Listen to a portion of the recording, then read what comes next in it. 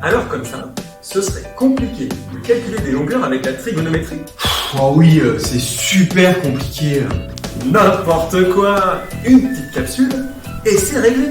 Par exemple, si on cherche à calculer la hauteur de cette tour Eiffel, il suffit de modéliser la situation par un triangle rectangle et d'utiliser la trigonométrie. Étape 1, je vais regarder ce que je connais sur cette figure. Je connais cet angle, je connais son côté adjacent. Je cherche maintenant à trouver le côté opposé à cet angle.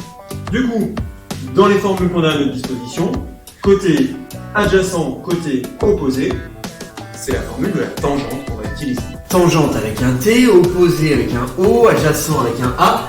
Ah oui, T, O, A. Tangente, bien sûr, d'accord. Facile, on l'avait dit. En nommant les sommets A, B et C, la tangente de l'angle ABC est égale à côté opposé à l'angle AC, côté adjacent à l'angle CB. À partir de là, il suffit de remplacer les longueurs qu'on connaît par leur valeur. Et à partir de là, un moyen simple de calculer, c'est d'écrire que tangente de 70 degrés, c'est la même chose que si on la divisé par 1. À partir des deux fractions égales, on peut écrire des produits en croix égaux. Une fois AC, c'est égal à la tangente de 70 degrés fois 118. Alors on pourrait diviser par 1 les deux côtés, ça ne servirait pas à grand chose puisqu'on a déjà la valeur de AC. Et à partir de là, on calcule. D'accord, mais tangente de 70 degrés, moi, je sais pas le calculer, hein.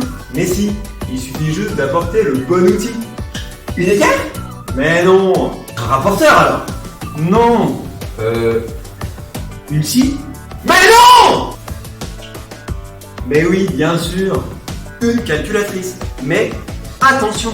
Attention, elle doit être en mode degré. Finalement, AC est égal à la tangente de 70 degrés fois 118. Je tape sur ma calculatrice. Elle me dit que ça fait à peu près 324 mètres. Et voilà le travail. D'accord, mais si ça avait été l'hypoténuse qu'on avait voulu calculer? Ah bah ça change presque rien, regarde. Ah oui, on connaît cet angle, je connais le côté adjacent, je cherche l'hypoténuse, adjacent, hypoténuse, ah bah c'est là. Ok, on utilise le cosinus. Exactement, t'as tout pigé. Et ensuite, une fois qu'on a notre formule du cosinus, il n'y a plus qu'à écrire les côtés qui correspondent dans la formule. En remplaçant les nombres qu'on connaît, on obtient cosinus de 55 degrés égale 24 sur Rn.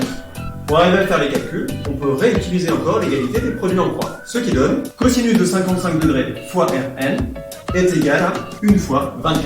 À partir de maintenant, comme on a cosinus de 55 degrés fois trop, il va falloir qu'on divise par cosinus de 55 degrés des deux côtés. Le calcul qu'on va demander à notre calculatrice de faire, ce sera, pour trouver la longueur Rn, je lui demanderai de calculer 1 fois 24 divisé par le cosinus de 55 degrés.